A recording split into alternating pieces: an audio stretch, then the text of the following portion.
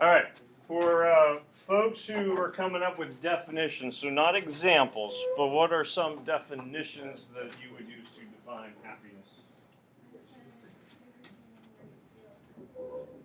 Feel a sense of joy. You said state or feeling? Okay. So, sense of joy. Luke, what was yours? I said the total feeling of being content. Should I do the other part too? Was that like no worries? Yeah. So a feeling of contentment or no worries. Okay. Anyone else have any other definitions? Angelina?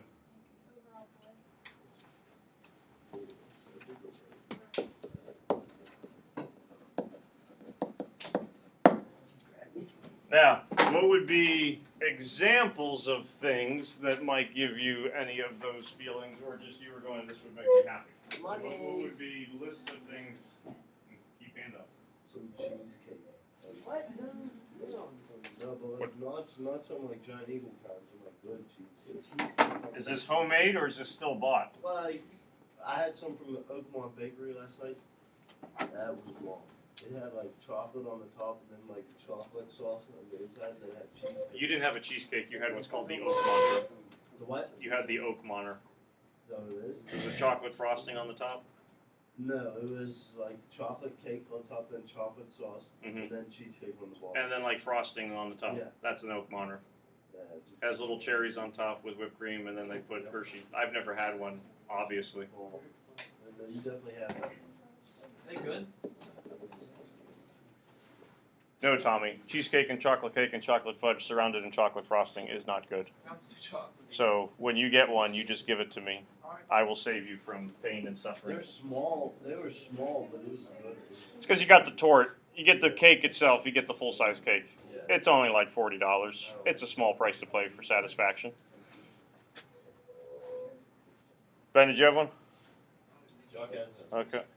No, I said money. Mr. Kane, Ben did have one. You said I did have one. I said vacation. Vacations.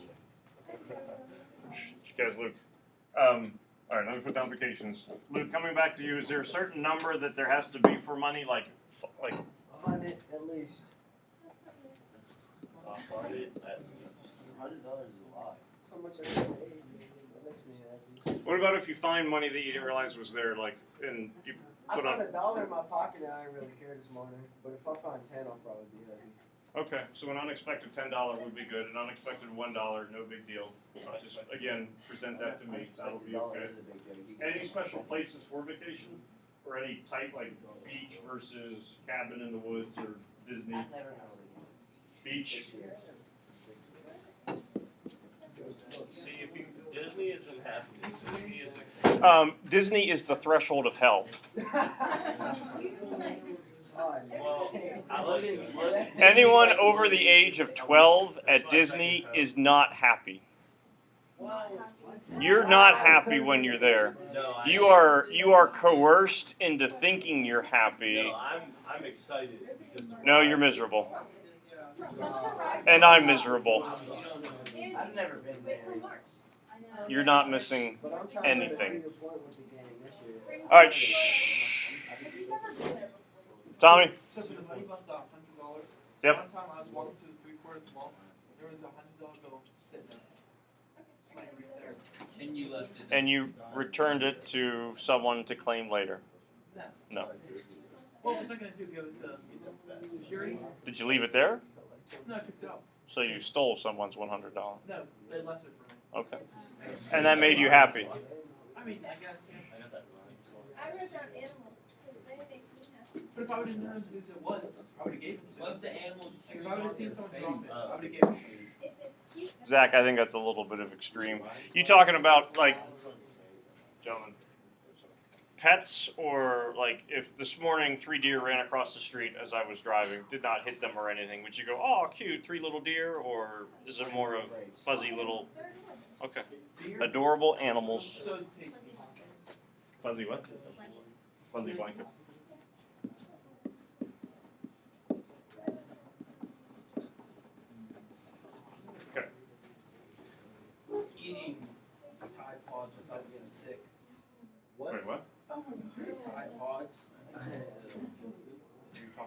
The forbidden fruit. I don't know the Stop. forbidden Stop. fruit. Stop it, stop it. Just don't close your mouth. You don't do that. Obviously, you don't do that. I know you don't do Die. that. That's I'm not moving fun. on, right? That's not fun. Did anyone, George, what did you put? Did you put like absence of pain? No.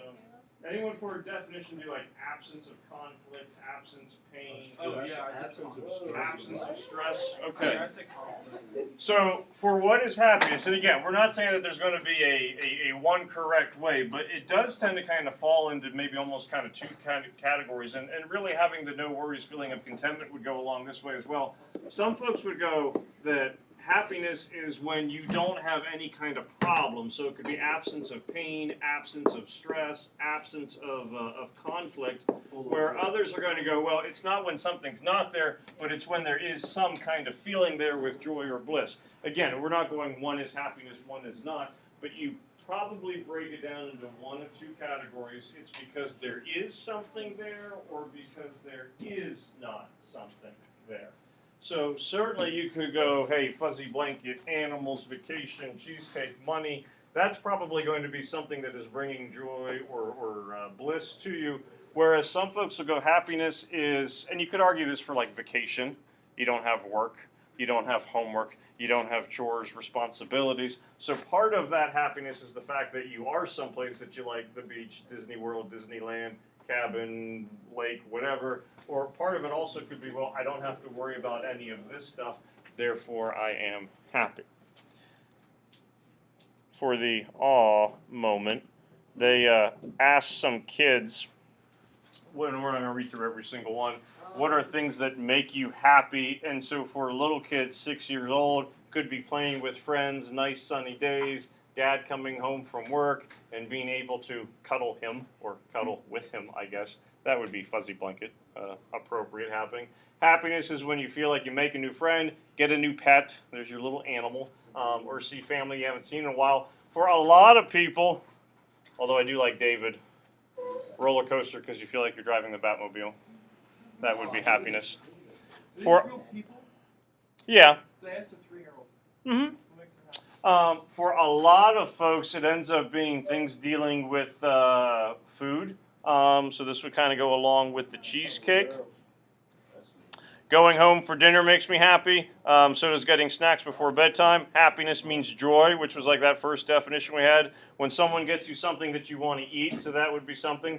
Jordan's response is a pretty good one. Hot Wheels. When you're 4, certainly that will make you happy.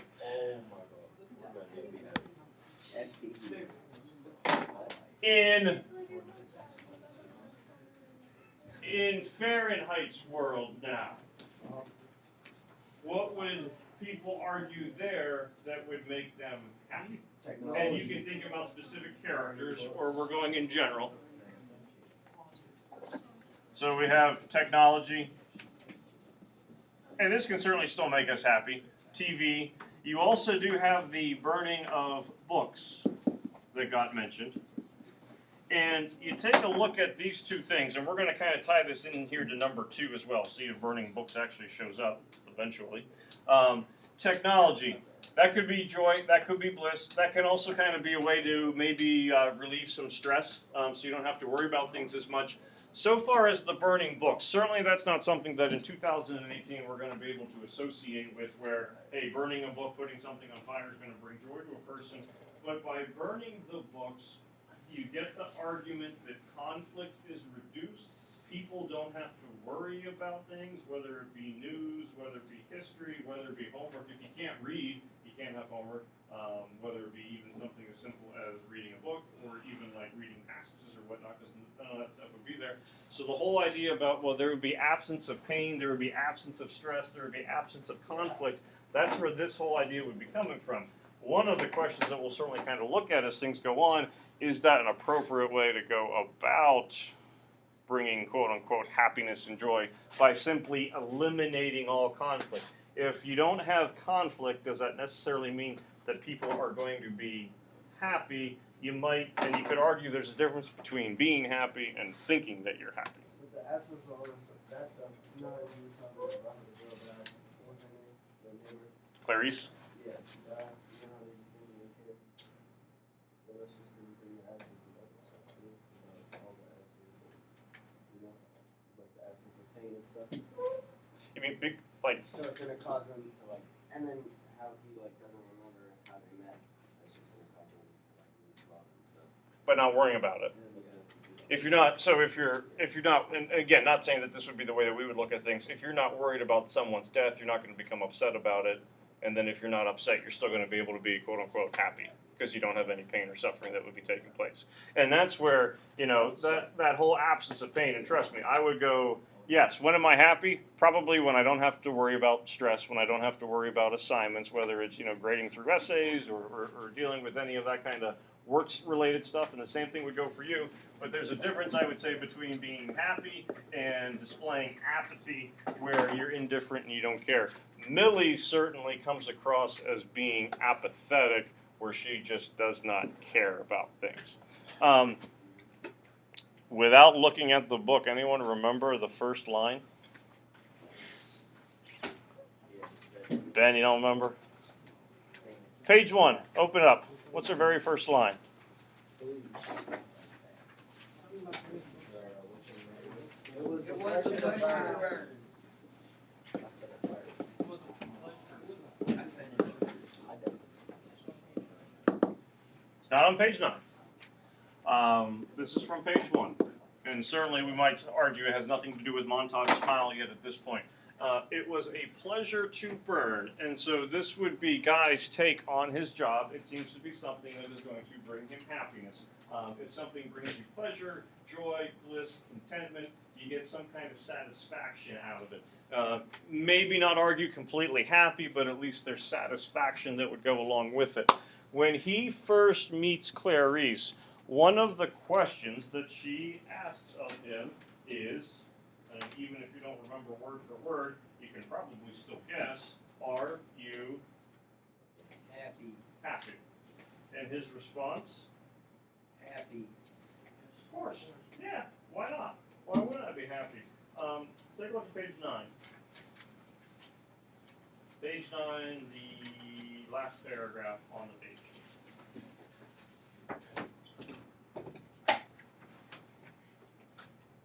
He felt his smile slide away. Now you can see we're taking a look at his smile here with page 9. He felt his smile slide away, melt, fold over, and down onto itself like a tallow skin, like the stuff of a fantastic candle burning too long, and now collapsing and now blown out. Darkness. He was not happy. He was not happy. He said the words to himself. He recognized this as the true state of affairs. He wore his happiness like a mask, and the girl had run off across the lawn with the mask, and there was no way of going back to knock on her door and ask for it back. So a couple things here with simple little passage. Number one, we know for sure that Montauk is definitely not happy, even though he said earlier that he was. But what are some comparisons that we get with his smile? How does the smile get described? Whether paraphrasing or quoting it word for word from what we just read. Other smile would slide away. It's like a mask. What does tallow mean? Hold on. You mentioned how it slides away.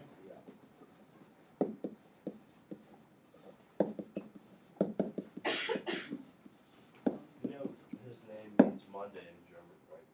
Of course he's not happy. Guten Tag, Montag. Good day in Monday. Ja, Monday's a good day? What does tallow mean? ja. Every day is a good day. That's how it works.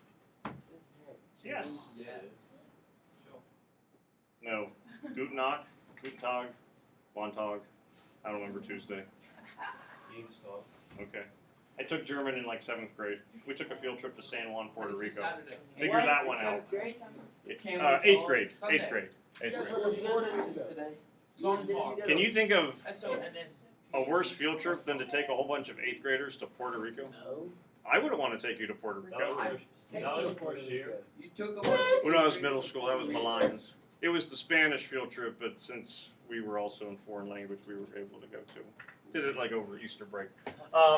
For tallow skin, this would kind of be like the napkin where it folds onto itself. There's not any rigidity to it. It's not stiff in any way. So if it's tallow skin, it's like loose skin.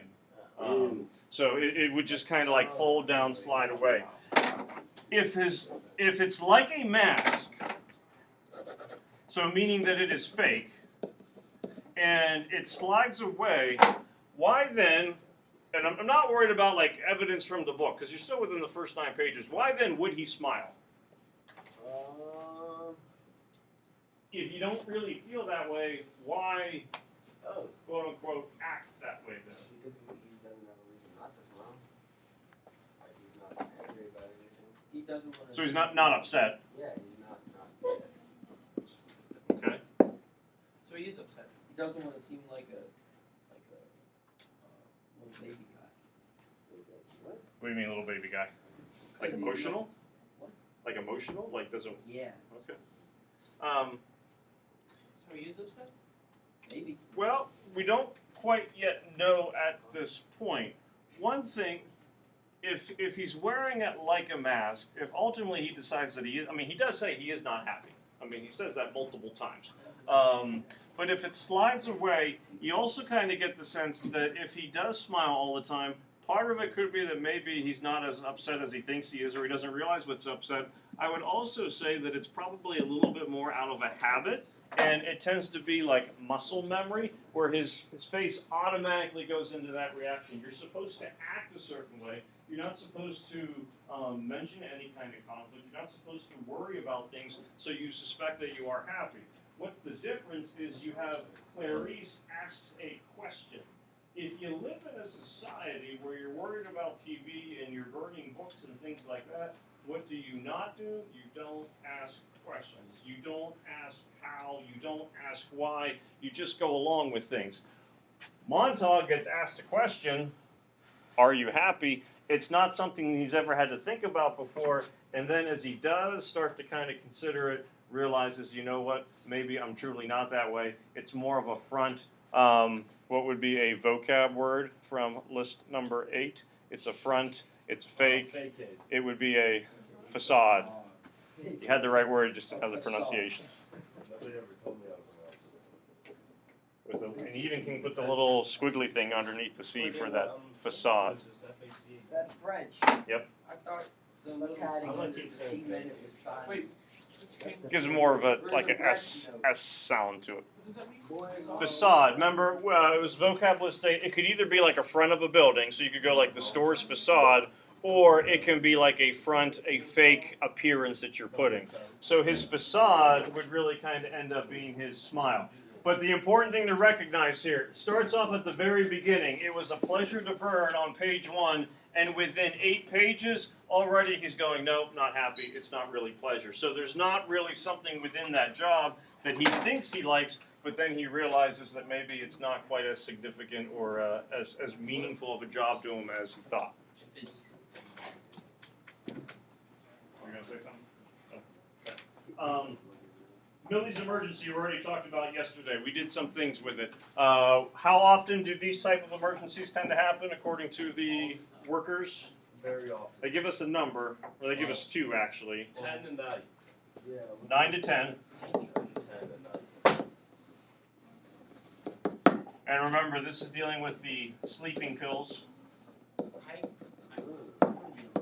The intent, we are still unsure of. Part of it could be suicidal. If you are dealing, and you take a look at the question that we're dealing with before, what makes you happy? Absence of pain.